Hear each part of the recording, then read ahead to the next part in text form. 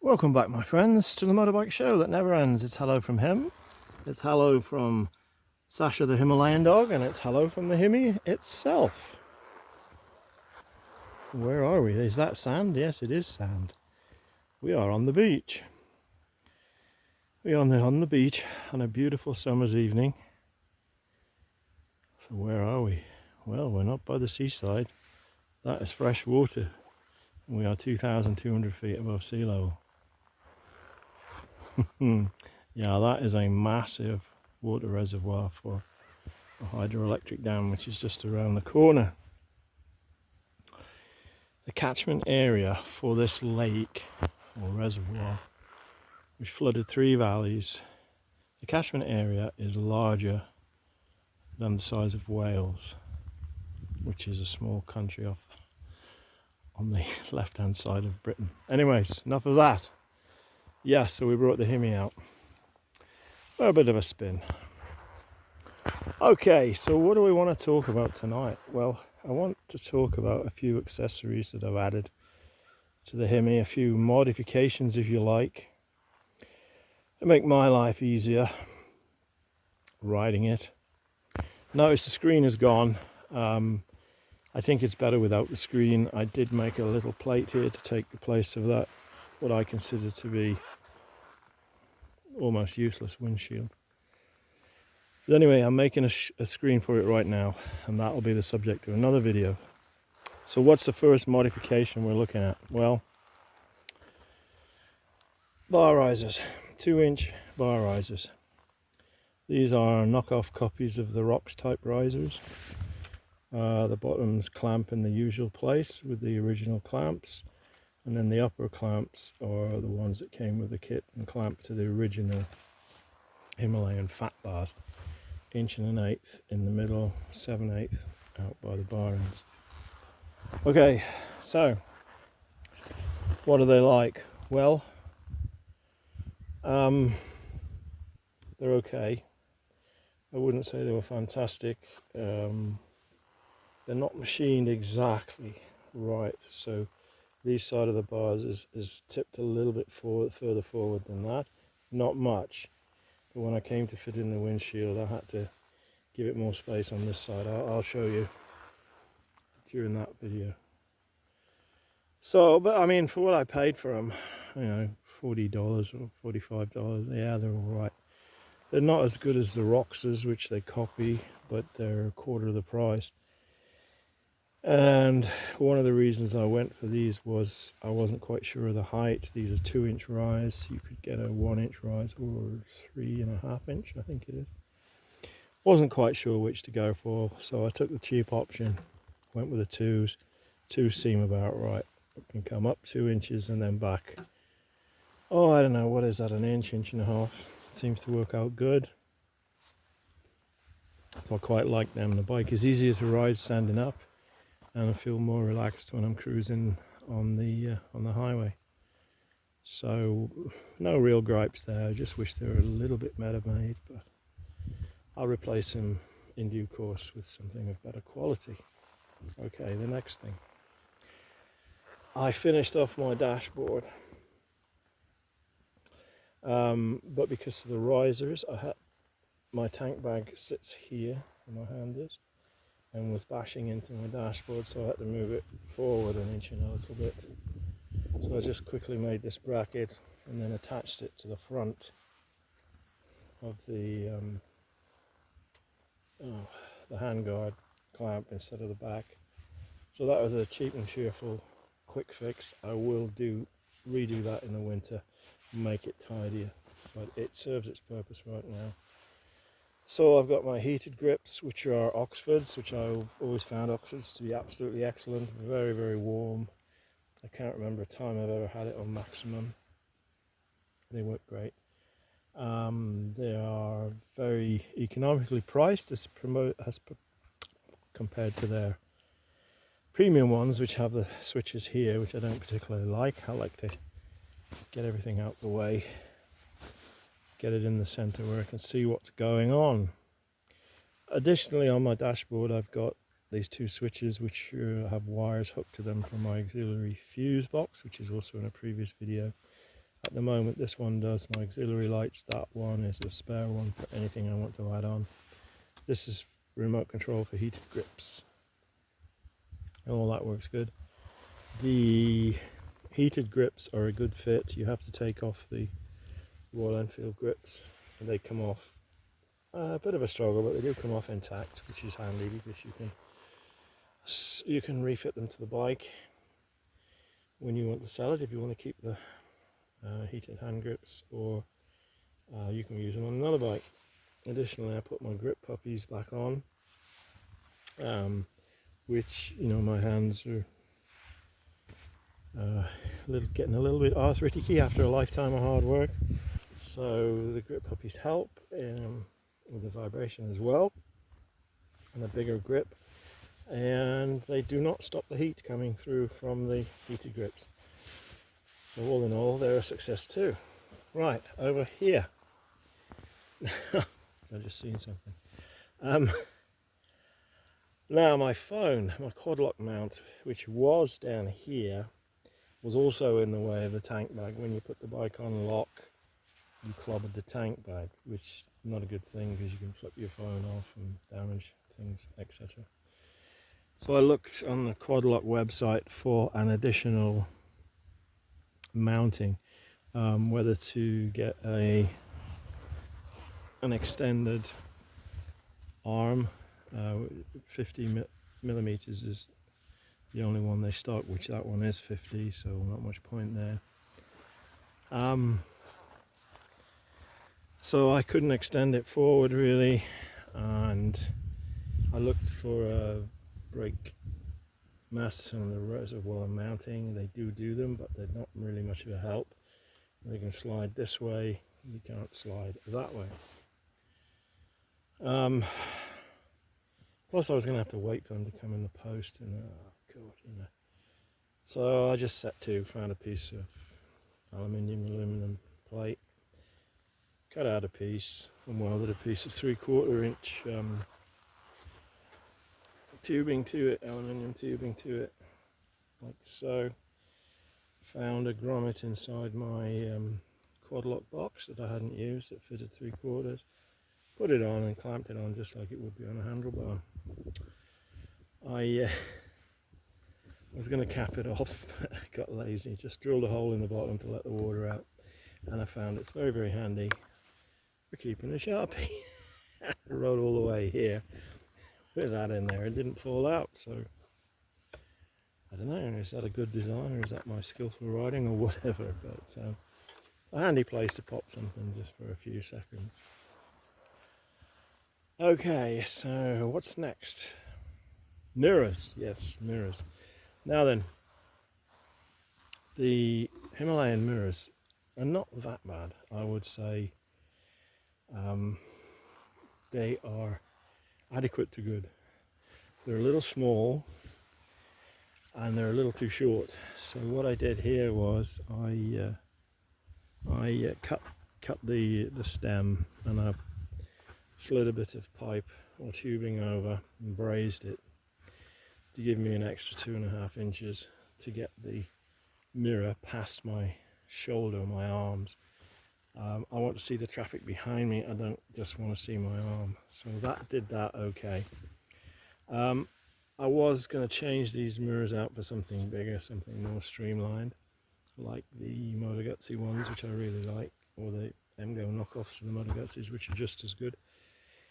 But this, believe it or not, is left-hand thread. So I don't know why Royal Enfield did that. That meant that I couldn't screw my other mirrors on. So I was stuck with these for a while. What I did also was I slackened off the mounting here, so that if the bike goes down and this hits a rock or hits the ground, it will bend back without smashing the clutch mounting clamp there. You got to watch these things, because the aluminium or the aluminum that Royal Enfield make these clamps out of is soft, and these little bolts are threaded right in to it. By the time you're taking this off 4 or 5 times, the threads have almost gone. The thread on the top one stripped out, and what I did here was, I don't know if you can see, but I drilled it out. I drilled it all the way through, and I put a bolt in there. You can see the head of the bolt there, which works fine. Not so easy to do on the bottom, so you've got to be very careful there. Do that up first, and then tighten this really tight to clamp everything on. Bit of a nuisance, but there we are. May change that out in the future, I don't know. So yeah, so that mirror worked, and the extra length gives a good view of the road behind. Wish this was bigger.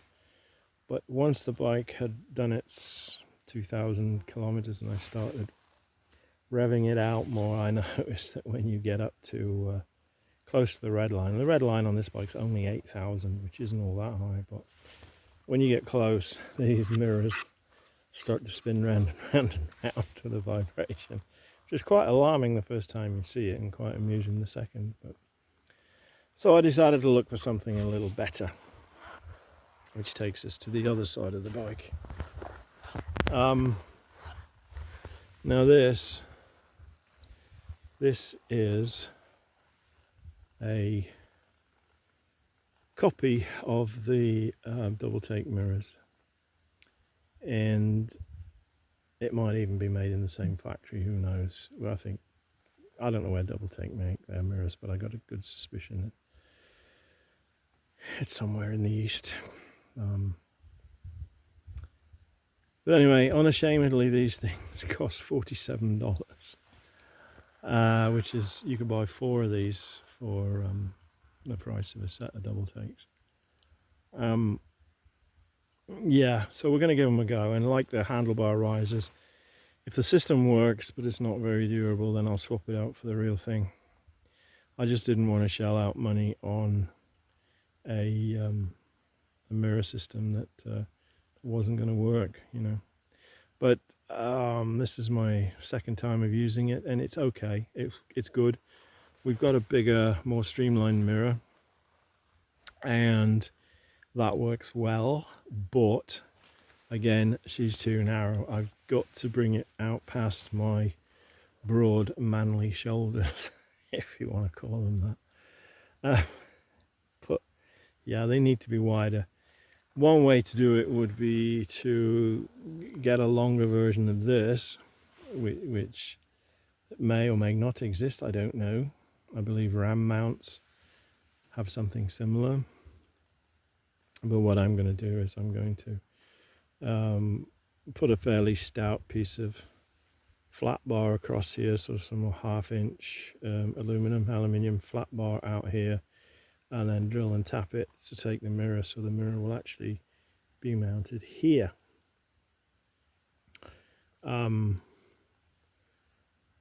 Not a big problem. I've just got to find myself a piece of material to do it with, and everything will be hunky-dory, and then I will put one on the other side as well.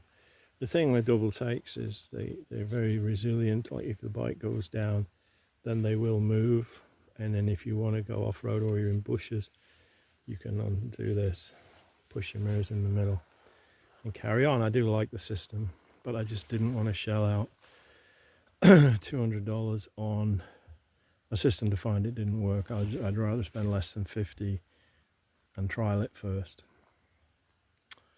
So there we go. Those are my modifications. So bar risers, finished off my dashboard and fitted Oxford heated grips. Moved my dashboard forward, moved my phone mount forward with my homemade bracket there.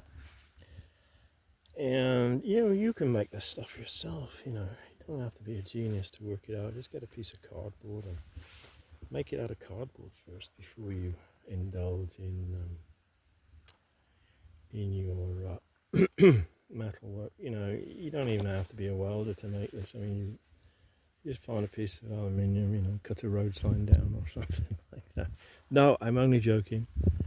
And then, you know, you could use a piece of wood even, you know, drill a hole through from the underneath, screw the piece of doweling on there and use that. It would work fine. Just paint it black. Nobody will know what the hell it is. Doesn't matter. Of course, you won't have the handy dandy Sharpie carrier, but whatever. So yeah, so those are they. I do like the risers. I do like this mirror. I must like the other stuff because I made it. I don't get a choice there. As I said, the windshield is off because I'm working on that at the moment. I did make a nice little semicircular plate and that worked pretty good. I'll show you that in another video. That actually works better than the rather horrible Royal Enfield windshield. I don't know what they were thinking when they did that.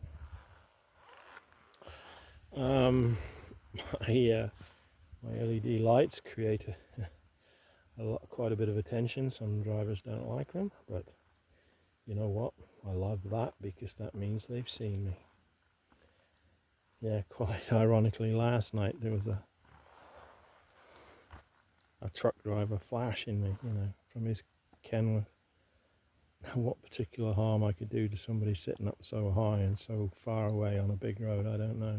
But a number of times those gentlemen of the road have blinded me at night with their bloody powerful LEDs. They don't give a shit. So really, if I upset some sand truck driver, really not that bothered. At least he saw me. Another modification, not really modification. I dug out an old my old faithful top box, which I'd forgotten I had. Took off the nice Triumph one in case I wrecked it, because this bike is designed to go on rough roads. Put this old girl on. Doesn't matter if she gets smashed up. She only cost me $80 on eBay about 15 years ago. Been a good thing, and it's waterproof. What more do you want? If that gets smashed up, I might try making one because I'm a bit disgusted with the price of top boxes. Good ones anyway. Make one out of aluminium. The tyres aren't too bad on sand. It's pretty hard sand up here at the moment. Softer sand down towards the water. And we are a few miles from civilization here, and I'm all on my lonesome, so I'm not going to risk it ripping through the soft sand and go down and break a bloody leg. No, thank you. Discretion being the better part of valor, and being as I am an old bastard, better not do it. Okay, so it's a grand evening, grand summer's evening.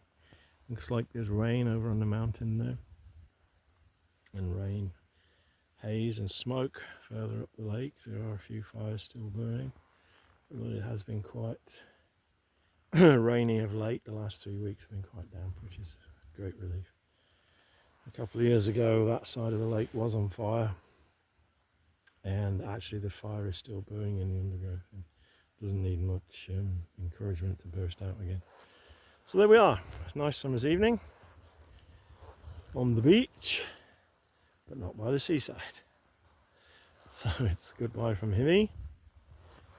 It's goodbye from him, and if Sasha Dog was here, it would be goodbye from Sasha the Himalayan dog. And so, until next time, take care of yourselves, look after one another. Rubber side down, shiny side up. Don't get bogged down in the sand. Look after yourselves. Behave yourselves. And if you can't behave yourself, for goodness sake, be careful. Bye bye.